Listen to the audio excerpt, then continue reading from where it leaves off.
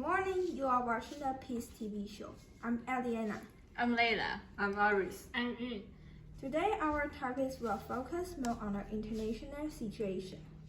Recently, Eastern Europe has been characterized by confusion because Ukraine had its willingness to join NATO.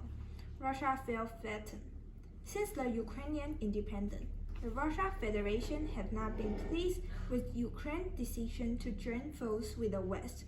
Therefore, President Putin began to wage war on Ukraine.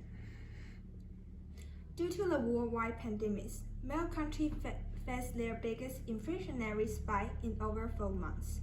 To make matters worse, at the same time as the economic slowdown, the Russia-Ukraine war broke out and an insult to enjoy.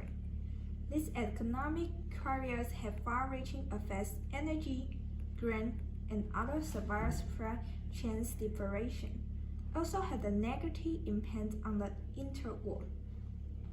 We have seen price hikes on oil from energy such as crude oil and gas, and it is not only the energy market that has suffered. Industry, such as those that make the components for semiconductors, for example, have also seen massive disruption, which in turn have had negative impact on the quality of life for many people. Moreover, these challenges are not only unique to Eastern Europe, but worldwide. When Russia began assault on Ukraine, countries the world over began imposing severe economic sanctions on Russia and banned transactions with Russia business. Each consequence of the invasion is predictable. Therefore, we can't help but wonder why the war started, seemingly out of nowhere. However, Layla can help us with the reason. Before the Soviet Union disintegration, Ukraine was ruled by two countries, Soviet and Poland.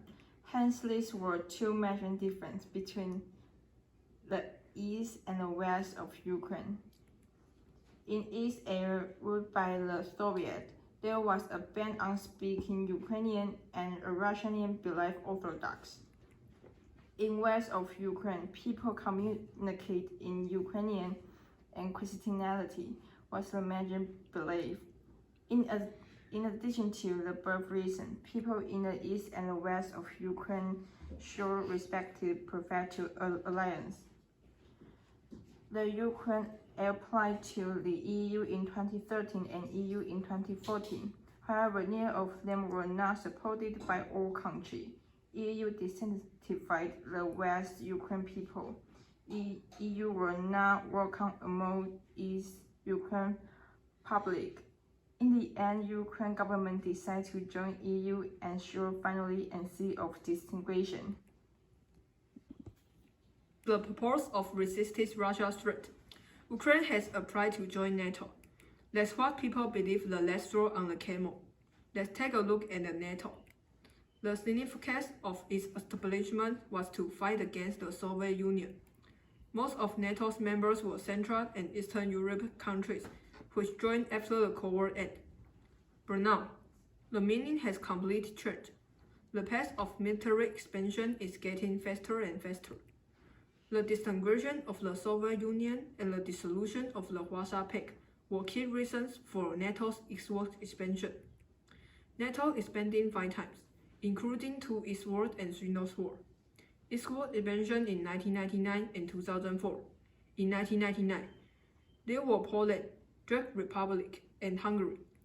In 2004, there were the 3 small Baltic countries, Slovakia, Romania, and so on. Northward expansion in 2009, 2017, and 2020. In 2009, there were Croatia and Albania. 2017 has Montenegro. 2020 has North Macedonia. The active expansion of NATO has caused tensions in Russia, and Russia's attitude toward Ukraine is the same as China's to Taiwan. The following is our list of similarities, concerns, and suggestions of the assumption. During the war, Russia justified itself by claiming Ukraine is its own land, and China also keeps advertising Taiwan is an inalienable part of the inviolable territory of China. Another similarity is that both Taiwan and Ukraine receive military funds from the USA, the imaginary enemy of China and Russia. Before the Ukrainian-Russia war, no one believed it would happen, but when the war took place, everyone was shocked. And let us connect the relationship between Taiwan and China. Whether China would attack Taiwan seems to be possible. And if China attacks Taiwan, what should Taiwan people do? Here are my two suggestions. First, completely put national defense education into the real practice. And second, the lessons of national defense should be applied in every level of school.